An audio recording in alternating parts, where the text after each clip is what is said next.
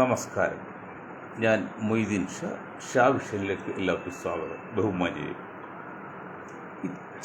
ആലുവ പെരുമ്പാറ റോഡിൽ പോഞ്ഞാശ്ശേരി എന്ന സ്ഥലമുണ്ട്. അവിടെ ഒരു ഹൗസിംഗ് കോളനി തുടങ്ങി. ആദ്യം ടൗണൊന്നുമല്ല, ഒരു ഗ്രാമപ്രദേശമാണ്. അതിൻ്റെ പ്രചരണത്തിന് വേണ്ടി അതിൽ ഒരു വിദ്വാൻ ഏതൊരു മെഡിക്കൽ കോളേജിൽ നിന്ന് ഒഴിവാക്കിയ അസ്ഥി കൂടെ കൊടുത്തിട്ടു. നേരെ ഇപ്പോൾ നോക്കിയപ്പോൾ ഇതിൻ്റെ ഈ പറഞ്ഞ ഇതിൻ്റെ അസ്ഥികൂടം കണ്ടു.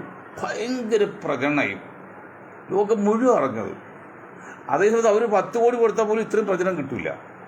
അതിൽ പാർട്ട്ണറിൽ ഒരു ഡയറക്ടർ, ഒരാൾ അല്പം ഇങ്ങനെയുള്ള വക്രബുദ്ധിയുള്ള ആളായിരുന്നു. അതുപോലെ ഇന്നിപ്പോൾ കണ്ണൂർ ഒരു ചർച്ചിൽ ഒരു പെട്ടിക്കകത്ത് 2 ശവം കണ്ണൂർ ഒരു വലിയൊരു ചർച്ചുണ്ട്. അത് തന്നെയല്ല, വെണ്ണല മഹാദേവ ക്ഷേത്രം, അതിൽ നമ്മുടെ അമ്മ സിനിമയുടെ അമ്മ സംഘടനയ്ക്ക് സ്പോൺസർഷിപ്പ് വേണ്ടി 70 ലക്ഷം രൂപ അനുവദിക്കുകയും 30 ലക്ഷം രൂപ കൈപ്പറ്റുകയും ചെയ്തതായിട്ട് കാണുന്നുണ്ട്. അതിന് എൻ്റെ ജോയിൻറ്റ് സെക്രട്ടറി എതിര് നിന്നു. കാരണം അങ്ങനെ ഒരു സമുദായത്തിൻ്റെയും സ്പോൺസർഷിപ്പ് സംഘടനയ്ക്ക് വേണ്ട, തന്നെയല്ല അങ്ങനെ ദേവാലയങ്ങൾ സ്പോൺസർഷിപ്പ് അങ്ങനെ ചെയ്യാറില്ല, പരസ്യം കൊടുക്കാറില്ല എന്ന് പറഞ്ഞാൽ അതിപ്പോൾ ചർച്ച ചെയ്യും. ഇപ്പോൾ ഏത് ലോകം വഴി ചർച്ച ചെയ്യും. 30 ലക്ഷം പോയാലെന്ത്, ഇങ്ങനെ വെണ്ണല അമ്പലത്തെക്കുറിച്ച് ലോകം മുഴുവൻ അറിഞ്ഞു.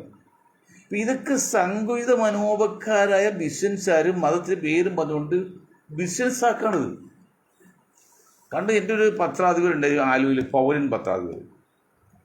അത് ഒരു വാർത്ത 3 കാലുള്ള പക്ഷിയെ പറവൂർ കണ്ടെന്ന്. കാരണം എഡിറ്റ് ചെയ്ത് വന്നപ്പോൾ ഒരു കോളം കുറച്ച് ബാക്കി വന്നു. അവിടെ ന്യൂസൊന്നും ഇല്ല. അന്ന് ചെറിയ പത്രമാണത്, അദ്ദേഹം പാവമാണത്. ആൾക്കാർ ചിന്തിച്ചു തുടങ്ങി, എന്താണ് ഈ 3 കാലുള്ള പക്ഷി എന്നൊക്കെ പറഞ്ഞിട്ടുണ്ട്. അതുപോലെ ചീപ്പ് പോപ്പുലാരിറ്റിക്ക് വേണ്ടി വലിയ പരസ്യത്തിന് വേണ്ടിയൊക്കെ ഒരുപാട് ആൾക്കാർ ശ്രമിക്കുന്നുണ്ട്. അത് ഞാൻ ആമുഖമായിട്ട് നിങ്ങളുടെ കയ്യിൽ കൈകാര്യം ചെയ്യുന്ന വക്രബുദ്ധികളെക്കുറിച്ച്, നിങ്ങൾ വക്രബുദ്ധികളെക്കുറിച്ച് കൂടി ചിന്തിക്കണമെന്ന് പറയാൻ വേണ്ടി മാത്രം പറഞ്ഞല്ല, അമ്പലങ്ങളിൽ ചർച്ച ചെയ്യുന്ന കുറ്റപ്പെടുത്തിയല്ല. ഇവിടെ ബഡ്ജറ്റ് അവതരിപ്പിച്ചു. നമ്മുടെ സതീശൻജിയുടെ ആദ്യത്തെ ബഡ്ജറ്റ്. ഞാൻ ബഡ്ജറ്റിനെ കുറിച്ചൊന്നും പറയുന്നില്ല, അത് ഒറ്റ പോയിന്റ് മാത്രം ഞാൻ പറഞ്ഞു. മറ്റു കാര്യമൊക്കെ നമുക്ക് പിന്നീട് ചർച്ച ചെയ്യാം. സലീം കുമാറിന് വേണ്ടി 1 കോടി രൂപ മാറ്റിവെച്ചു. അതേസമയത്ത് മറ്റേ 1 കോടി രൂപ സലീം കുമാറിന് വേണ്ടി പ്രതിമ സ്ഥാപിക്കാനല്ല, അദ്ദേഹത്തിൻ്റെ ഓർമ്മക്കായിട്ട് എന്താ ചെയ്യുന്നറിയില്ല. നല്ല കാര്യം, തെറ്റൊന്നുമില്ല. വാസ്തവത്തിൽ സലീം ഖാൻ ഒരു വളിച്ച ആസ്യം പറഞ്ഞു എന്നല്ലാതെ സമൂഹത്തിന് വേണ്ടിയോ നാടിന് വേണ്ടിയോ പിന്നെ മലയാളിക്ക് വേണ്ടിയോ 10 പൈസ പോലും മുടക്കിയിട്ടില്ല, ഒന്നും ചെയ്തിട്ടില്ല. പിന്നെ എന്തിനും 1 കോടി കൊടുക്കുന്ന ചോദ്യം ചോദിക്കുന്നുണ്ട്. ഞാൻ അതൊന്നും പറയുന്നില്ല. പക്ഷേ കോൺഗ്രസ് നേതാക്കളെ ഞാൻ കോൺഗ്രസ് തുറന്ന് ചോദിക്കുകയാണ്. ഒരു തെണ്ടിയും ഇത് സംസാരിക്കാതെ കൂടെ ഞാൻ എന്നെ പോലെ തെണ്ടി സംസാരിക്കുന്നത്. ക്ഷമിക്കണം നിങ്ങൾ.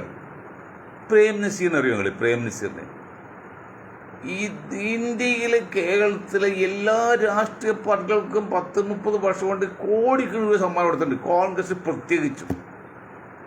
അത് ഈ പാർട്ടി രൂപീകരിക്കാൻ വേണ്ടി, ഒരു പാർട്ടി ഉണ്ടാക്കാൻ വേണ്ടി ശ്രമിച്ചപ്പോൾ അതിന് ഇന്ദിരാഗാന്ധിയുടെ പ്രൈവറ്റ് സെക്രട്ടറി നമ്മുടെ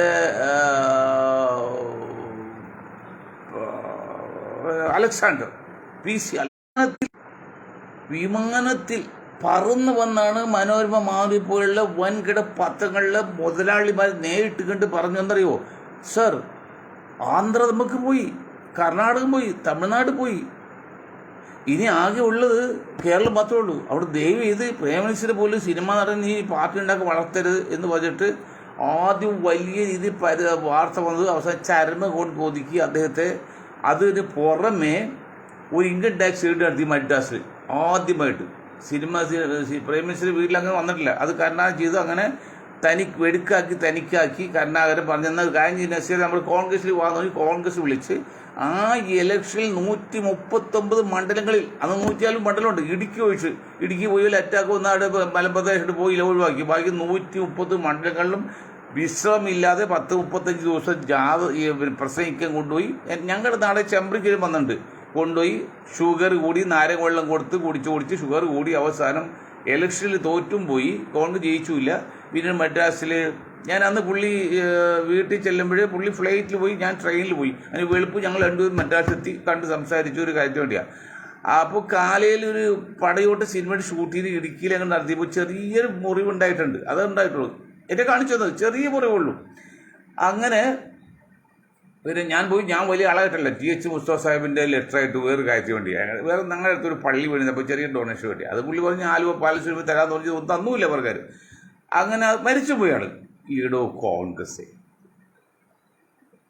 ആ പ്രേം നസീർ വേണ്ടി നിങ്ങൾ ഒരു ബസ് സ്റ്റോപ്പ് കേരളത്തിലെവിടെയും പറഞ്ഞിട്ടുണ്ട്, ഒരു ബസ് സ്റ്റോപ്പ് നിങ്ങൾക്ക് വേണ്ടി ജീവിതം ഒഴിഞ്ഞു വെച്ച് അവസാനം അകാലിച്ച് പൊലിഞ്ഞു പോയില്ലേ.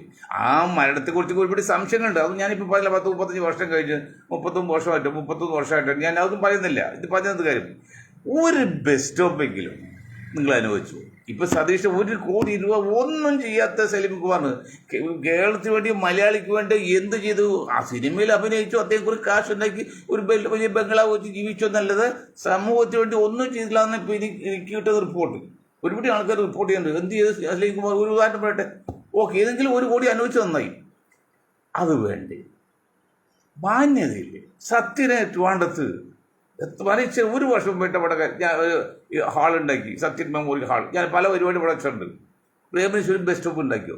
ഈ പ്രേംനസീർ മാത്രമല്ല, പറയുമ്പോൾ ദുഃഖമുണ്ട്. നിങ്ങൾ ജാതീയതയാണ്, വർഗീയതയാണ്, സ്വാർത്ഥ്യം എന്ന് പറഞ്ഞേക്കരുത്. നെറുകെട്ട ഭാഷ എന്നോട് പറയരുത്. ഞാൻ വർഗീയവാദിയൊന്നുമില്ല. ഞാൻ സമൂഹത്തിൽ തുല്യ നീതിക്ക് വേണ്ടി പ്രവർത്തിക്കുന്ന ഒരു സാധാരണ പൗരനാണ്, ഇന്ത്യൻ പൗരനാണ്. ഇദ്ദേഹം ഉണ്ടായല്ലോ, ആരാണ്? KPCയുടെ പ്രസിഡന്റ് TU ബാബ സാഹിബ്. പരിശുദ്ധ റമളാൻ മാസത്തിൽ പദയാത്ര നടത്തിയ ബാബായത്. പരിശുദ്ധ റമളാൻ മാസത്തിൽ പദയാത്ര നടത്തിയ മനുഷ്യൻ, പക്ക മുസ്ലിം, നല്ല വിശ്വാസിയായിരുന്നു പുള്ളി. പദയാത്ര നടത്തി നടന്നു 10-30 ദിവസം ഉണ്ട് ആ നോമ്പ് കാലത്ത്. എന്നിട്ട് അദ്ദേഹം മരിച്ച ഒരു ബസ് സ്റ്റോപ്പ് ഉണ്ടാക്കിയോ? ഒരു ബസ് സ്റ്റോപ്പ് ആലുവയിൽ ഏതോ ഒരു സമയത്ത് UJ ഏജൻ ആലുവയിൽ മുനിസിപ്പൽ ചെയർമാൻ ആയതിൻ്റെ പേരിൽ ആലുവ മുനിസിപ്പൽ ഓഫീസിൽ നിങ്ങൾ UJ മെമ്മോറിയൽ ഹാൾ നിട്ടല്ലേ? ഒരിക്കലും ചെയ്യാൻ പാടില്ലാത്തതാണ്. കാരണം നാളെ EMS മെമ്മോറിയൽ സെക്രട്ടേറിയറ്റ് ഇടാൻ പറ്റുമോ? അത് തെറ്റല്ലേ? എങ്കിലും പോട്ടെ, അത് ഞാൻ സമ്മതിച്ചു, നമുക്ക് കുഴപ്പമില്ല. അതിനേക്കാൾ വലിയ ആളല്ലേ വൈക്കം മുഹമ്മദ് ബഷീർ, ലോകപ്രസിദ്ധനായ വിശ്വമഹാകവി. വിശ്വകവി മാത്രമല്ല, വിശ്വമഹാകവിയല്ലോ, സംശയമുണ്ടോ? അദ്ദേഹത്തിന് ആ മേനക പണിത ബോട്ട് കിട്ടിക്ക് പേരിടാൻ പറഞ്ഞു. ഞങ്ങൾ തന്നെ പല പ്രാവശ്യം സമരം നടത്തിയിട്ടുണ്ട്. അതുകൊണ്ട് എന്ത് പറ്റി? മേനക ബോട്ട് കിട്ടിക്ക് പേരിട്ടിട്ടില്ല. ഇയാളെ പേര് കൊടുക്കാൻ പറ്റുന്നുണ്ട്. എന്തിനാടോ? ഇതല്ലേടോ വർഗീയ എന്ന് പറഞ്ഞു, ഇതല്ലേ തന്തയില്ലാമെന്നുണ്ട്, ഇതല്ലേ മനുഷ്യത്തില്ല എന്നുണ്ട്. അല്ല, മൊയ്തീൻ ഷാ പറയുന്നതാണോ വർഗീയത? ഇതാര് ചോദിക്കാൻ? ഒരു കുഞ്ഞ് ചോദിക്കണ്ട. അനീതിക്കെതിരെ എടോ, അനീതിക്കെതിരെ പൊരുതുമ്പോൾ മാത്രമാണ് നമ്മൾ വലിയനാകുന്നത്. അല്ലാതെ കോൺഗ്രസ് നേതാക്കളുടെ കൂടെ നിന്ന് MLA ആയി സമ്പാദിച്ചതല്ലേ പേരാകുന്നത്. ഇതുപോലെ അനീതിക്കെതിരെ മറിച്ച് നിങ്ങൾ കാര്യം കുറ്റം പറഞ്ഞില്ല. CPM-ലായിരുന്നെങ്കിൽ, CPM-ലാണ് ആ മനുഷ്യൻ പ്രവർത്തിച്ചതെങ്കിൽ അദ്ദേഹത്തിന് ഇപ്പോൾ എത്ര ഹാളുണ്ട് കേരളത്തിൽ? എല്ലാ ജില്ലകളിലും ഒരു പക്ഷേ EMS കമ്മ്യൂണിറ്റി ആളുണ്ടാവും. അദ്ദേഹം കോൺഗ്രസിൽ പോയി, കമ്മ്യൂണിസ്റ്റിൽ പോയില്ല. ഇതാണ് അവസ്ഥ. വൈക്കം മുഹമ്മദ് ബഷീറിന് അദ്ദേഹം ജീവിതത്തിൻ്റെ യൗവനം മുഴുവൻ എറണാകുളം ബോട്ടിയെട്ടിയിൽ ആ പ്രസ് ക്ലബ് റോഡ്, ഇപ്പോഴത്തെ പ്രസ് ക്ലബ് റോഡ്, അവിടെ ഒരു ലൈബ്രറി പുസ്തകശാലയുണ്ട്, അവിടെ ഇരുന്നത്. അത് തൊട്ടടുത്തുള്ള ബോട്ടിയെട്ടി പുതുക്കിപ്പോണത്. അന്ന് ബോട്ടിയെട്ടി വയ്ക്കും മുമ്പ് ബഷീർ പേരിടാകുമ്പോൾ ഞങ്ങൾ നിരന്തരമായി പരസമരം നടത്തി, പലരും നടത്തി, ഞങ്ങളും നടത്തി, ചെയ്തില്ല. ഇവിടെ ദളിതുകൾക്ക് മറൈൻ്റെ ഭാഗത്ത് അല്ലെങ്കിൽ ഫോർഷോ റോഡിൽ 1 ഏക്കറായിട്ട് എടുത്ത് അവിടെ ഒരു സ്ഥാപനം കൊടുത്തിട്ടുണ്ട്. മുസ്ലിങ്ങൾക്ക് ഏതെങ്കിലും ഒരു സ്ഥാപനം അവരുടെ പണം മുടക്കി, അവർ അധ്വാനിച്ചുണ്ടാക്കി പണം മുടക്കി പല സ്ഥാപനം ഉണ്ടാക്കിയിട്ട് ഇല്ലെന്നല്ല. അല്ല, സർക്കാർ ലെവലിൽ ഇവിടെ ഹിന്ദു സമുദായത്തിനും ക്രിസ്ത്യൻ സമുദായം എത്ര ഏക്കർ ഭൂമി, എത്ര കോടി രൂപ ഈ ഉമ്മൻചാണ്ടി ഉൾപ്പെടെ സതീഷ് ഉൾപ്പെടെ കൊടുക്കാൻ പോകുന്നു. മുസ്ലിം സമുദായത്തിൽ കൊടുത്തത് 50 സെൻറ്റ് സ്ഥലം, 5 സെൻറ്റ് സ്ഥലമായിട്ട് ഏതോ ഒരു പള്ളിക്ക് വേണ്ടി ആലപ്പുഴ കണ്ട് വേറെ 1 സെൻറ്റ് കൊടുത്തിട്ടില്ല. മറ്റു സമുദായങ്ങൾക്ക് എത്രയോ കൊടുത്തു. അപ്പോൾ അതല്ല, എന്നിട്ടും പറയുന്നത് മുസ്ലിങ്ങളാണ്, ലീഗുകാരാണ്, കാക്കന്മാരാണ് കുഴപ്പമെന്ന് പറയുമ്പോൾ ഇവരുടെയൊക്കെ കരണത്തിലടിക്കേണ്ട സമയം കഴിച്ചില്ലേ? ഇപ്പോൾ വേറൊരു കാര്യം പറയും, മലപ്പുറം ജില്ല രൂപീകരിക്കാൻ പറഞ്ഞു. ഞങ്ങളുടെ യോഗങ്ങളും മലപ്പുറം നിന്നും മലബാർ ചെയ്യിക്കാറില്ല. അത് മലപ്പുറം എന്ന് പറഞ്ഞാൽ മലബാർ കാക്കാമാരുടെ തോന്നുന്നുണ്ട്, ലീഗായിട്ട് തോന്നുന്നുണ്ട്. ഞങ്ങൾ ഉത്തര കേരള വരെ ഉള്ളൂ, നോർത്തേൺ കേരള, അതിന് ഉത്തരാളെന്നാണ്. മലപ്പുറം ജില്ല രൂപീകരണം മറുപടി ഇപ്പോൾ പലതും ആവശ്യമുണ്ട്. മൂവാറ്റൂർ ജില്ല രൂപീകരിക്കണം, നെയ്യാറ്റിൻകര ജില്ല രൂപീകരിക്കണം, പിന്നെ വടകര ജില്ല വേണം. അങ്ങനെ 5 ജില്ല വേണം. ആയിക്കോട്ടെ, തെറ്റൊന്നുമില്ല. ഇപ്പം മൂവാറ്റൂർ ജില്ല എറണാകുളം വിഭജിച്ച് മൂവാറ്റൂർ ജില്ല ആക്കുന്നത് കുഴപ്പമില്ല. പക്ഷെ മൂവാറ്റൂർ ജില്ല ആക്കുമ്പോൾ ഞങ്ങൾ പ്രത്യേകം നിർദ്ദേശിക്കുന്നത് വാഴക്കുളം പഞ്ചായത്ത് എറണാകുളം ജില്ലയിൽ ഉൾപ്പെടുത്തും, ആലുവ താലൂക്കിൽ ഉൾപ്പെടുത്തണം. അതാണ് നമ്മൾ പറയുന്നത്. അത് അവിടുത്തെ വരട്ടെ. മലപ്പുറം ജില്ല 60 ലക്ഷത്തോളം പേര് ഒരു ജില്ലയിൽ കഴിയാണ്. ആലപ്പുഴയിൽ 10 ലക്ഷം പോലും ഇല്ലെന്നു. 1:6 ആണ്. പത്തനംതിട്ടയായിട്ട് വളരെ കുറച്ചുള്ളൂ. അപ്പോൾ അങ്ങനെ വരുന്നിടത്ത് ഒരു മാറ്റം വരാൻ വേണ്ടി ഏറനാട് ജില്ലയോ അല്ലെങ്കിൽ തിരൂർ ജില്ല എന്തോ അത് വിഭജിക്കാൻ പറഞ്ഞ് ശ്രമം നടത്താൻ പറയാൻ പേടിയാണ് ആൾക്കാർക്ക്. പറഞ്ഞ് അപ്പോൾ വർഗീയത ഉണ്ടാവും. അപ്പോൾ എല്ലാം വേണം. ആയിക്കോട്ടെ, കുഴപ്പമില്ല. എന്താണ് ഒരു ജില്ല വിഭജിച്ചുകൊണ്ട് അവിടെ എന്ത് ആ സമുദായം അല്ലെങ്കിൽ ആ മുസ്ലിം സമുദായത്തിന് കൊച്ചു പാകിസ്ഥാൻ ആകുമെന്ന് പറഞ്ഞത്? ഇപ്പം മലപ്പുറം ജില്ല രൂപീകരിക്കും കൊച്ചു പാകിസ്ഥാൻ ആകുമെന്ന് പറഞ്ഞാൽ ഈ കോൺഗ്രസ്സുകാർ സംബന്ധിച്ചിട്ടുണ്ട്. കേളപ്പിജി പഴയ കോൺഗ്രസ്സുകാരല്ലേ, കേളപ്പിജി സംബന്ധിച്ച് കോൺഗ്രസ് സപ്പോർട്ട് ഉണ്ട്. ഇനി EMS പോലും മഹാനെന്ന് പറയും, EMS പോലും അവസാനം ഇലക്ഷൻ മുമ്പ് ഈ മലപ്പുറം ജില്ല രൂപീകരിക്കാൻ സമ്മതിച്ചെങ്കിലും അവസാനം ഇപ്പോൾ പുള്ളി ബാലുവാരി അന്ന് സെയ്ദ് അബ്ദുറഹ്മാൻ ബാഫി തങ്ങൾ ലോകം അംഗീകരിച്ച ഒരു സാത്വികനായ മനുഷ്യൻ. അദ്ദേഹത്തിന് പോക്കലൂരും ടേപ്പൊക്കെ ഉണ്ടായത്, അത് ഓൺചുണ്ടായി. EMS അന്ന് പറഞ്ഞത് അത് ടേപ്പിൽ വീണ്.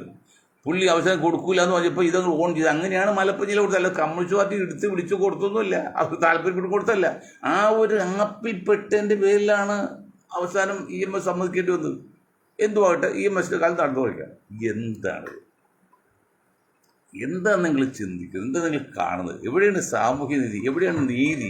എവിടെയാണ് പിന്നെ സമത്വം? ഒരു കുഞ്ഞുണ്ടോ ഇതൊക്കെ അനീതിക്ക് പറയാനായിട്ട്? ഒരു കുഞ്ഞുണ്ടോ നീതിക്ക് വേണ്ടി പ്രവർത്തിക്കുക? നമ്മുടെ രാജ്യം എവിടെ എത്തി? സംഘർഷം, സംഘടന, ഇതൊക്കെ ചെയ്തിട്ടും ഇപ്പോൾ കോക്രോച്ച് പാർട്ടി നാളെ ഡൽഹിയിൽ 2 മണിക്ക് ഒരു പ്രതിഷേധം കൊടുത്തിട്ടുണ്ട്. എന്താണ്? യുവാക്കളുടെ കഷ്ടപ്പെട്ട് പഠിച്ച് പരീക്ഷ എഴുതിയ സമയത്ത് വന്നപ്പോൾ ചോദ്യം റിസൾട്ട് പബ്ലിഷ് അങ്ങനെ ഉണ്ടായിരിക്കുന്ന സമയത്ത് ഇവിടെ ഈ എത്ര കോൺഗ്രസ്, എത്ര കമ്മ്യൂണിസ്റ്റ് പാർട്ടി, എത്ര BJPയുടെ പറ്റുന്ന പക്ഷിയാണ്. ഒരു പ്രതിഷേധത്തിൻ്റെ ഒരു ശബ്ദം പോലും ഉണ്ടാക്കിയോ? ഇപ്പം അവസാനം ഈ പൊതുജനങ്ങൾ അറിഞ്ഞാലേ അതാ പറയുന്നറിയോ? ഈ മോരാച്ചി പാർട്ടികളൊന്നും ചെയ്യാതെ വന്നപ്പോഴാണ് അവസാനം പബ്ലിക്കപ്പെട്ട ചെറുപ്പക്കാർ ഇറങ്ങിയിരിക്കുകയാണ്. ഇപ്പം രാജസ്ഥാനിലും അപ്പോൾ വീണ്ടും അടിച്ചു തുടങ്ങി. ഗുജറാത്തിൽ മോഡിയുടെയും അമിത്ഷായുടെയും മൂക്കിന് താഴെ ഗുജറാത്തിൽ ഭയങ്കര പ്രതിഷേധമാണ്. അവിടുത്തെ ഹിന്ദുക്കൾ എല്ലാം നല്ല ശതമാനം ഹിന്ദുക്കൾ വന്നേക്കാട്. കാരണം അവർ ജീവിക്കാൻ പറ്റാതെ കന്നുകാലി ഇറക്കാൻ വെള്ളം വിൽക്കാൻ വെള്ളം വന്നിട്ട് 1 ലക്ഷം രൂപയ്ക്ക് വിറ്റുകൊണ്ടിരുന്ന കന്നാലി ഈ പെരുന്നാൾ സീസണിൽ അവസാനം 10,000 രൂപയ്ക്ക് സംഘപരിവാർ നയിക്കുന്ന ഇറച്ചി എക്സ്പോർട്ട് ചെയ്ത കമ്പനി കൊടുക്കേണ്ടി വന്നു. പാവങ്ങൾ പെട്ടുപോയില്ലേ? അവരൊക്കെ BJP നേതാക്കളെയും ഇവിടെ കേരളത്തിലെ കമ്മ്യൂണിസ്റ്റ് നേതാക്കളെ അടിച്ചോടിക്കുമ്പോൾ BJP നേതാക്കൾ ചെല്ലുമ്പോൾ അവർ ഓടിക്കുകയാണ് ഇവിടെ ഹിന്ദുക്കൾ. കാരണം അതുകൊണ്ടപ്പോൾ ഒരാൾ എല്ലാ കാലത്തേക്കും എല്ലാവരും കുറേ കാലത്തേക്കും വഞ്ചിക്കുകയും ചെയ്യാമെങ്കിലും എല്ലാവരും എല്ലാ കാലത്തേക്കും പറ്റിക്കാനോ വഞ്ചിക്കാനോ സാധ്യമല്ല. ഇബ്രാഹിം ലീഗിൻ്റെ വക കടമെടുത്ത് ആ വാദം കടമെടുത്ത് പറയാണ് എല്ലാവരും എപ്പോഴും പറ്റിക്കാൻ പറ്റില്ല സാർ, ആർക്കും പറ്റില്ല.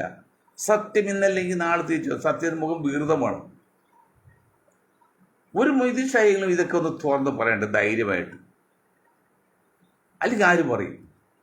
TO ബാബാ സാഹിബ് KPCയുടെ പ്രസിഡന്റ് എത്ര വർഷമായിരുന്നു പദയാത്ര നടത്തി. അദ്ദേഹം 1 ലക്ഷം രൂപയാണ് പാർട്ടിക്ക് വേണ്ടി കുറേയധികം സ്ഥലം കൊടുത്താണ്. എന്നിട്ട് ആലുവയിലെങ്കിൽ ഒരു ബസ് സ്റ്റോപ്പ്, എൻ്റെ അറിവ് തെറ്റാണെങ്കിൽ തിരുത്താം. ഞാൻ തെറ്റാൻ നിങ്ങൾ എന്നെ തല്ലിക്കൊന്നോ, എനിക്കൊരു കുഴപ്പമില്ല. എൻ്റെ അറിവാണ് ഞാൻ പറഞ്ഞത്, തെറ്റാണ് തിരുത്താൻ ചെയ്യാം. ഒരു ബസ് സ്റ്റോപ്പ് ഈ പ്രേമനസീറിന് വേണ്ടി കോൺഗ്രസ്സുകാരെ ഒരു ബസ് സ്റ്റോപ്പ് നിങ്ങൾ ഇന്നലെ മരിച്ച 1 മാസം പോലും ആയില്ല. മരിച്ചതിന് പിറ്റേ ദിവസം അല്ലെങ്കിൽ പിറ്റേ ആഴ്ച നിങ്ങൾ 1 കോടി സെലിമിക്ക് പോകാൻ അനുവദിച്ചല്ലോ. അതിലൊന്നും ഒരു തെറ്റുമില്ല. ഇപ്പോൾ അറബിക് സർവകലാശാല തുടങ്ങാത്തതിൻ്റെ കുറ്റം പറയുമ്പോൾ സംസ്കൃത സർവകലാശാല തുടങ്ങിയെന്ന് പറയുമ്പോൾ അതിൽ ഒരു തെറ്റുമില്ല. ഏത് ഭാഷ ആരും പഠിക്കുന്ന നല്ലതാണ്. നമുക്ക് അതിലൊന്നും പരാതിയില്ല. നമ്മൾ അപ്രിഷ്യേറ്റ് ചെയ്യാണ്, നമ്മളതിനെ സപ്പോർട്ട് ചെയ്യണം. ഈ പ്രേം നസീർ അങ്ങനെ ആളുണ്ടായല്ലോ. ഇത്രയും ജനകീയനായ സ്വാർത്ഥമില്ലാത്ത ഒരു ഒരു ദേശീയത ഉണ്ട ഒരാളെ ഇല്ല. നിങ്ങൾ തന്നെ പറയുന്നുണ്ടല്ലോ, ഇവിടെ കമ്മ്യൂണിസ്റ്റ് കോൺഗ്രസ് ഒക്കെ പറയുന്നുണ്ട്. എന്നിട്ട് ഈ ഇന്ത്യൻ നാഷണൽ കോൺഗ്രസ് ഒരു ബസ് സ്റ്റോപ്പ് ഉണ്ടാക്കി. എത്ര 1000 കോടി രൂപ ഈ 40 വർഷം, 1950 മുതൽ 90 വരെ 40 വർഷം 40 വർഷം കൊണ്ട് ഈ കോൺഗ്രസ് എല്ലാ പാർട്ടികളും പ്രത്യേകിച്ച് കോൺഗ്രസ് ഉൾപ്പെടെ അദ്ദേഹത്തിന്റെ കയ്യിൽ നിന്ന് രൂപ സംഭാവന വാങ്ങിക്കാത്ത ഒരൊറ്റ പാർട്ടി പ്രവർത്തകൻ കേരളത്തിലില്ല. കേരളത്തിൽ വെളിയിൽ ഞാൻ പറയുന്നില്ല. അദ്ദേഹത്തിന്റെ ആനുകൂല്യം വഴി ഡോക്ടറാക്കി, എഞ്ചിനീയറെ, വക്കീലായ ഒരുപടി ആൾക്കാരുണ്ട്.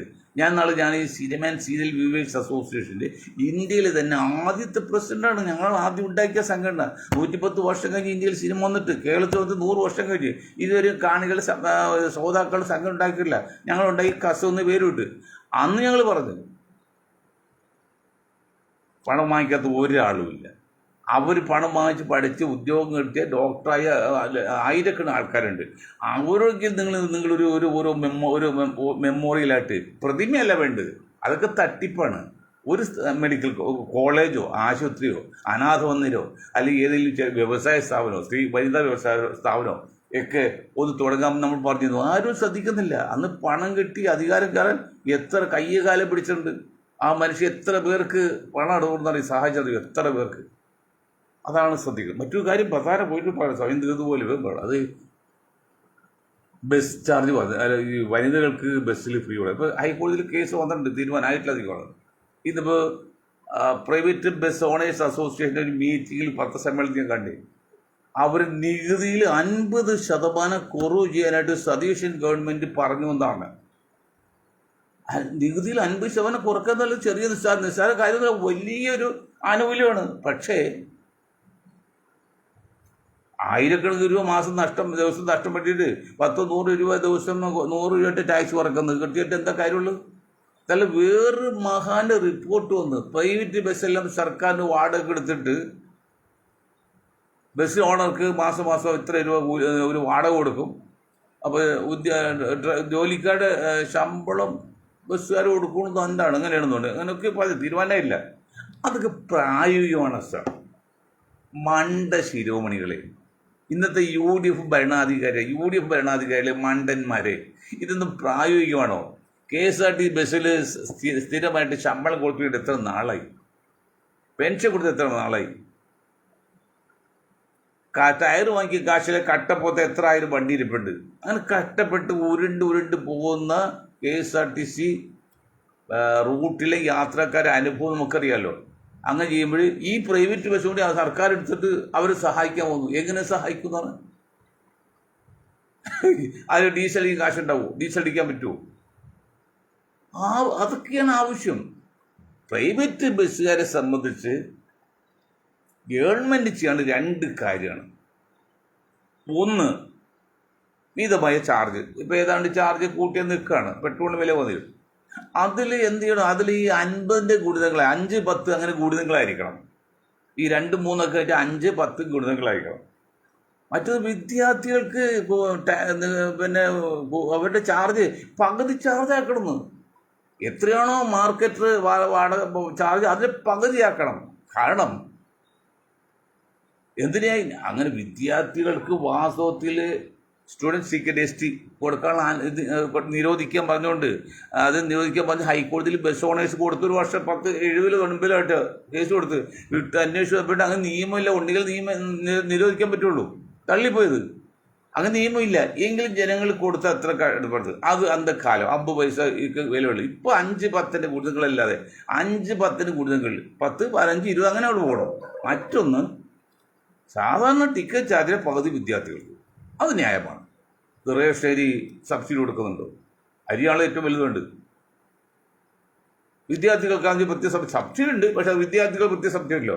അച്ഛനും അമ്മയ്ക്ക് കൊടുക്കും പോലെ സബ്സിഡിയോട് വിദ്യാർത്ഥികൾക്കും. അത് സർക്കാർ സ്ഥാപനം, ഇത് സ്വകാര്യ സ്ഥാപനം.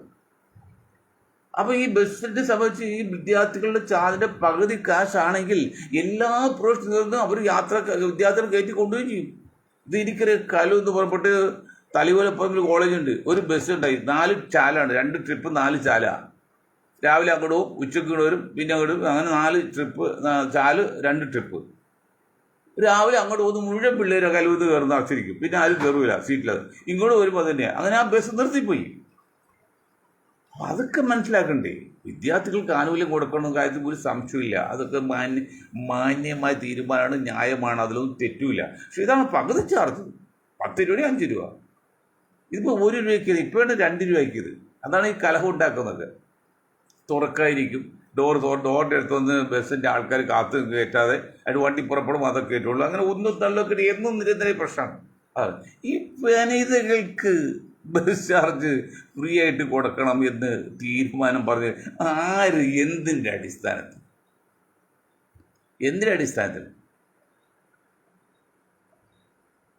ഇതൊന്നും യാതൊരു പ്രാക്ടിക്കലായി ചിന്തിക്കാതെ, പ്രായോഗികമായിട്ടൊന്ന് സ്റ്റഡി ചെയ്യാതെ ഞാൻ അങ്ങോട്ട് തീരുമാനിക്കും, ആരോ പറഞ്ഞു കേൾക്കും, അതങ്ങോട്ട് പ്രഖ്യാപിക്കും.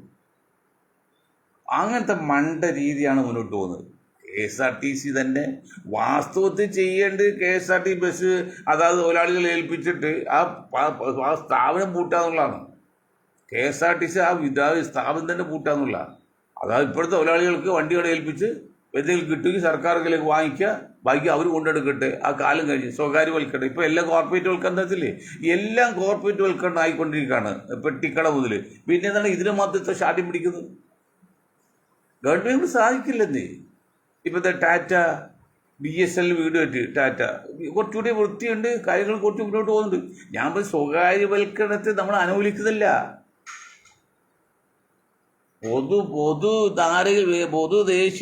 പൊതുതലത്തിലും വീട് തന്നെയാണ്, പക്ഷെ നടക്കണ്ടേ? പണ്ട് ടെലികമ്മ്യൂണിക്കേഷൻ എന്തൊരു ഫോൺ കണക്ഷൻ കിട്ടി 8, 10, 12 വർഷം പിടിക്കും. ഇപ്പം ഗ്ലോബലൈസേഷൻ അല്ലെങ്കിൽ ആഗോളവൽക്കരണം വന്നു വെച്ചിട്ട് ഒരുപാട് ഗുണമുണ്ട്, ദോഷമുണ്ട്. ഗുണമാണ് കൂടുതൽ. ഇപ്പം എന്താണ്, പണ്ടൊക്കെ ഞങ്ങൾ കേട്ടിട്ടുണ്ട് അമേരിക്കയിൽ ടെലിഫോൺ അപേക്ഷ ചെന്ന് കഴിഞ്ഞാൽ നിങ്ങൾ വരുമ്പോൾ നിങ്ങളുടെ കൂടെ വണ്ടിയായിട്ട് വന്ന് കണക്ഷൻ തരുന്നതാണ്. അപ്പം നമ്മൾക്ക് അത്ഭുതപ്പെട്ടിട്ടുണ്ട്. കഴിക്കുക ടെലിഫോൺ ഡിപ്പാർട്ട്മെൻറ്റ് ചെറിയ പരിചയമുള്ളവർ അത്ഭുതപ്പെട്ടിട്ടുണ്ട്. ഇന്നിപ്പോൾ അപേക്ഷകൾ കൊടുക്കണ്ട, വീട്ടിൽ വിളിച്ചു വെച്ചാൽ സാധനം വരും. മനസ്സിലാകുന്ന വല്ലതും. ഇന്ന് അപേക്ഷ കൊടുക്കണ്ട, നിങ്ങൾ വീട്ടിലിരുന്ന് നിങ്ങളുടെ നമ്പറിൽ അവരെ വിളിച്ചു വെച്ചാൽ അവർക്കെല്ലാം അപേക്ഷ എല്ലാമായിട്ട് നമ്മളെടുത്ത് വരും. അപ്പോൾ അമേരിക്കയിൽ പുരോഗതിയില്ലേ? അതുപോലെ ഒരു ബജാജ് സ്കൂട്ടർ ബുക്ക് ചെയ്യണമെങ്കിൽ 18 രൂപ മറ്റേ വിലയുള്ളൂ, അതിന് 20 രൂപക്കുള്ള വിലയുണ്ട്. വിലയേക്കാൾ മാരുതി ഇറങ്ങിയപ്പോൾ 42,000 രൂപ, അതിന് 50,000 രൂപ മാത്രം ഉണ്ടായിരുന്നു. അംബാസ് കാർ ബുക്ക് ചെയ്താൽ 10 വർഷം പിടിക്കും. ടെലിഫോൺ ബുക്ക് ചെയ്താൽ 12 വർഷം പിടിക്കും. 30,000 രൂപ ഇവിടെ മാർജിൻ ഉണ്ടായി ടെലിഫോൺ പുറത്ത്. അതൊക്കെ മാറ്റം വന്നിട്ടുണ്ട്. അതൊക്കെ നല്ലത് തന്നെയാണ്, സംശയമൊന്നുമില്ലെന്നേ. ഗ്ലോബലൈസേഷൻ 100% തെറ്റാന്ന് പറയുന്നില്ല. പക്ഷെ അതിൻ്റെ പേരിൽ ചെറുകിട സ്ഥാപനങ്ങൾ പലതും പൊട്ടിപ്പോയി. ഇപ്പോഴത്തെ ഈ പലകടകൾ എല്ലാം കോർപ്പറേറ്റ്, പിന്നെ കോർപ്പറേറ്റുകൾക്ക് മാത്രമല്ല, എല്ലാം സൂപ്പർ മാർക്കറ്റുകൾ നമ്മൾ എന്താണ്, അവർ കസ്റ്റമർ ചെന്ന് ഇഷ്ടമുള്ള സാധനം നോക്കിയെടുക്കാം, പണം കൊടുക്കാം, മറ്റുള്ള കാലം പക്ഷേ വിലയും കുറവുണ്ട്, നല്ല സാധനം കിട്ടും, ഒക്കെ ശരി തന്നെയാണ്. പക്ഷെ അപ്പോൾ അതിനെ ആശ്രയിച്ച് കഴിഞ്ഞിരുന്ന ലക്ഷക്കണക്കിന് വ്യാപാരികൾ, ചെറുകിട വ്യാപാരികൾ പൂട്ടിപ്പോയി. നമ്മൾ പറയുന്നവരാണ്, ഒരു കടത്തുകടവ്, അവിടെ പാലം വന്നാൽ കടത്തുകാരുടെ പണി പോകും. അതിന് ചോദിച്ചാൽ പാലം പറ്റാതിരിക്കാൻ പറ്റുമോ? അതുപോലെ സൂപ്പർ മാർക്കറ്റ് വേണ്ടെന്ന് പറയാൻ പറ്റില്ല, അത് പറഞ്ഞ് നമ്മൾ പഴഞ്ചനായി പോകും. പക്ഷേ എങ്കിലും അതിനൊക്കെ ഒരു നീക്കുപോക്കൊക്കെ ചെയ്യണം, അതാണ് ചെയ്യേണ്ടത്. അപ്പോൾ ബസ്സിൽ ഈ സ്ത്രീകൾക്ക് പിന്നെ സൗജന്യം കൊടുക്കുക എന്ന് പറഞ്ഞത് അത് മണ്ടത്തിൻ്റെ മടത്തില, ഒരു ന്യായീകരണം അതിലില്ല. എന്നാൽ പിന്നെ പുരുഷന്മാർക്ക് കൊടുക്കണ്ടേ? എന്നാലും ഒരു പുരുഷ സംഘടന ചോദിച്ച് സ്ത്രീകളെക്കാൾ പുരുഷന്മാർക്കുള്ള എന്ത് പ്രത്യേക അഡ്വാൻറ്റേജ് അല്ലെങ്കിൽ പ്രിവിലേജാണ് സ്ത്രീകൾക്കുള്ളത് എന്ന് ചോദിച്ച് പുരുഷന്മാർക്ക് കൊടുക്കണ്ടേ? പാവപ്പെട്ടന്, വികലാംഗന്, പ്രായമുള്ളവർക്കൊക്കെ കൊടുക്കാം. അതല്ല എല്ലാ സ്ത്രീകൾക്കും അത് ആദ്യം അങ്ങനെ എല്ലാം കൊടുക്കാമെന്ന് പിന്നെ കുറച്ച് സെലക്റ്റീവ് കൊടുക്കാമെന്ന് വെച്ച് ആവശ്യം നടക്കുമോ? ഇതൊക്കെ ഒരു ബുദ്ധിപൂർവ്വമല്ല സതീശൻജി നിങ്ങൾ ചെയ്യുന്നത്. നിങ്ങളിപ്പോൾ CP ജോണാണ് ട്രാൻസ്പോർട്ട് പോകുന്നത്. CP ജോണൊക്കെ planning board deputy ചെയർമാനായിരുന്നു. Planning board ആസൂത്രണ വകുപ്പിൻ്റെ ഡെപ്യൂട്ടി ചെയർമാൻ കഴിഞ്ഞ ഗവൺമെൻറ്, ഉമ്മൻചാണ്ടി ഗവൺമെൻറ്റിൽ. ഇപ്പം എന്താണ് ചെയർമാൻ മുഖ്യമന്ത്രിയാണ്. മുഖ്യമന്ത്രിക്ക് അതിനെക്കുറിച്ച് അറിയണമെന്നില്ല. അതിനാണ് ഡെപ്യൂട്ടി ചെയർമാൻ വെച്ചത്. തെറ്റുമില്ല. ആ പുള്ളിക്ക് പോലും ആ മന്ത്രിക്ക് പോലും ഇതിൻ്റെ ഭവിഷ്യത്തും അതിൻ്റെ പ്രായോഗിക ബുദ്ധിമുട്ടും മനസ്സിലാക്കാൻ പറ്റില്ലല്ലോ. ഇതൊക്കെ എന്ത് പ്ലാൻ ചെയ്യുന്നതെന്ന് എന്ത് പ്ലാൻ ചെയ്യും? വളരെ ഒരു കാര്യം ചിന്തിക്കില്ല, ഒരു കാര്യവും പഠിക്കില്ല, വായിക്കില്ല. ആ സ്ഥാനമാനം കിട്ടി MLA ആണ്, മന്ത്രിയാണ്, അതിൽ കവല്ല ഒരു ലക്ഷ്യവും ഒരു പാർട്ടി നേതാക്കൾക്കുമില്ല. കോൺഗ്രസ് മാത്രമല്ല പറഞ്ഞത്, കമ്മ്യൂണിസ്റ്റ് മാത്രമല്ല, അല്ല BJPയുടെയും പറയണ്ടല്ലോ. അത് അഴിമതിയുടെയും വർഗീയതയുടെയും പേരിൽ തീർന്നു പോയില്ലോ. അത്ര നാശമായ രീതിയിലാണ് മുന്നോട്ട് പോകുന്നത്. അതുകൊണ്ട് ഭരണകക്ഷി എന്നതിൽ UDFനോട് പറയാണ്, നിങ്ങൾ നിയമനിർമ്മാണമൊക്കെ ഉണ്ടാക്കുമ്പോൾ കുറച്ചുകൂടിയൊക്കെ പ്രാക്ടിക്കലായി ചെയ്യണം. എല്ലാവരും പറഞ്ഞു അവർ ചെയ്തില്ല എന്ന്. അവർ ചെയ്തു വെച്ചാൽ നിങ്ങൾ ചെയ്യുന്നുണ്ടോ? അപ്പോൾ എന്താ വ്യത്യാസമുള്ളത്? എന്ത് പറയുമ്പോൾ കഴിഞ്ഞ ഗവൺമെൻറ് ചെയ്തിട്ടുണ്ട്, അതാണ് ഞങ്ങൾ കണ്ടിന്യൂഷൻ. കഴിഞ്ഞ ഗവൺമെൻറ് തെറ്റ് ചെയ്തുകൊണ്ടാണല്ലോ ജനങ്ങൾ താഴെ ഇറക്കുന്നത്, മാത്രമല്ല തകർത്ത് കളഞ്ഞത്. കമ്മ്യൂണിസ്റ്റ് പാർട്ടിയിൽ ഇന്നത്തെ രീതിയിൽ ഇന്ത്യയിൽ കേരളത്തിൽ കമ്മ്യൂണിസ്റ്റ് പാർട്ടി നേതാക്കളെ മുന്നിൽ നിർത്തിക്കൊണ്ട് ഇനിയൊരു ഭരണം ഉണ്ടാക്കാൻ പറ്റില്ല, മുന്നേറ്റം ഉണ്ടാക്കാൻ പറ്റില്ല. ഇന്ന് നിലവിലുള്ള എല്ലാ വൃദ്ധന്മാരെയും അല്ലെങ്കിൽ കഴിവിട്ടവരെയും പിന്നെ അഴിമതിക്കാരൊക്കെ മാറ്റി ഒരു 60 വയസ്സിൽ താഴെയുള്ള 40 വയസ്സിന് മുകളിലുള്ള ചെറുപ്പക്കാർക്ക് സ്ഥാനമാനം കൊടുത്ത് പാർട്ടി വളർത്തിയെടുത്താൽ ഇനിയും രക്ഷയുണ്ട്. കേരളത്തിലും CPM അല്ലെങ്കിൽ കമ്മ്യൂണിസ്റ്റ് പാർട്ടി വളരണം. കമ്മ്യൂണിസ്റ്റ് നശിക്കാൻ പാടില്ല. ഇത് അപകടമാണ്. ഒരു മുസ്ലിം ലീഗിനെ കുറിച്ച് വാക്ക് പറയും. ഇത്രയും കാലം എതിർത്ത് സംഘപരിവാറിൻ്റെ അനുകൂലം നിന്നൊക്കെ പറഞ്ഞ് കമ്മ്യൂണിസ്റ്റ് പാർട്ടി എതിർത്തിട്ട് ഈ ലീഗും ഈ സതീശൻജിയും ഇപ്പം എല്ലാം PMC പദ്ധതിയിൽ ഒപ്പിടാൻ തീരുമാനിച്ചു കഴിഞ്ഞാൽ ചെയ്താൽ മുന്നോട്ട് പോകണം. ചരിത്രത്തെ വിഭജിക്കാൻ പറയും. മുഗൾ ചരിത്രമൊന്നും സിലബസ് ഇല്ല. സംഘപരിവാർ അനുകൂലമായ വാർത്ത മാത്രം, അല്ലെങ്കിൽ പഠന വിഷയം മാത്രം. അതൊക്കെ നാടിന് നിഷ്പക്ഷം വന്ന് സത്യം വന്നാലും ജനങ്ങൾ ഭാവി തലമുറ മനസ്സിലാക്കുകയുള്ളൂ. ഇതൊന്നും മനസ്സിലാക്കാൻ പറ്റാതിൽ സംഘപരിവാറിൻ്റെ ആശയങ്ങൾ മാത്രം ഇതാണ്. ഇന്ന് ഞാൻ ഒരു കാര്യം പറയും. ഇന്നൊരു മഹാൻ സംഘപരിവാരപ്പെട്ട മഹാൻ ചോദിച്ച് ജിന്നയും നെഹ്റു കൂടി 10-40 ലക്ഷം ഹിന്ദുക്കളെ കൊന്നു. സംഘപരിവാറിൻ്റെ സ്ഥാപനം ആകെ ഗാന്ധിയെ മാത്രമേ കൊന്നുള്ളൂ, വേറെ ആരെയും കൊന്നിട്ടില്ല. ഇന്ത്യയിൽ കഴിഞ്ഞ 73 നൂറ്റാണ്ട് കൊണ്ട് 1 ലക്ഷത്തിലും വർഗീയതയിൽ നിന്ന് 4 കോടിയോളം ജനങ്ങൾ കശാപ്പിയുണ്ട്. അത് 90% മുസ്ലിങ്ങൾ ദളിതുകളാണ്. അതിനാരോ ഉത്തരവാദി? കോൺഗ്രസ്സാണ് ഭരിച്ചെങ്കിലും RSSും കോൺഗ്രസും ഒക്കെ ഉത്തരവാദിയല്ലേ? RSS മാത്രമാണ് ഉത്തരവാദി? കോൺഗ്രസ് മാത്രമാണോ? RSS മാത്രം ഉത്തരവാദികൾ ഭരണകക്ഷിയുടെ ഉത്തരവാദിത്തമില്ലേ? ഭരണകക്ഷി മാത്രമേ RSS ഉത്തരവാദിത്തമില്ലേ? അപ്പോൾ അതൊക്കെ ചെയ്തതിൽ എത്ര 4 കോടിയാണ്. ദിഗണ് സത്യം. ഇതൊന്നും കമ്മ്യൂണിസ്റ്റുകാരോ കോൺഗ്രസ്സോ ചിന്തിക്കുന്ന ഒന്നല്ല. അവരെല്ലാം ഈ സംഘപരിവാറിന് കീഴോതിപ്പോയി. ചരിത്രം നേതാക്കളും വഴി തെറ്റിപ്പോയി. ഒരുപടി ആൾക്കാരിന് വേണ്ടി ശ്രമിച്ചിരുന്നാൽ പറ്റില്ലേ? RSSന് വേണ്ടി യാതൊരു എതിർത്ത് ആരും വിജയിച്ചിട്ടില്ല എന്ന് പറഞ്ഞു ഒരു പരിധി ശരിയാണത്. കാരണം അവർ സംഘടന ശക്തി മാത്രം, ഒരു ആത്മാർത്ഥ, അത് വളരെ സമ്മതിച്ചത്. ഇപ്പോൾ ഇറാനും അമേരിക്ക തമ്മിലുള്ള ഇതിൽ നിങ്ങൾ ഒരു കാര്യം പറഞ്ഞേക്കാം. ഇന്ന് ഇതിന് മുഹറം തുടങ്ങി. മുഹറം 10-ന് കർബല ദിനത്തിൻ്റെ ഇതൊക്കെ ഉണ്ട്. ഒക്കെ ശരി തന്നെ.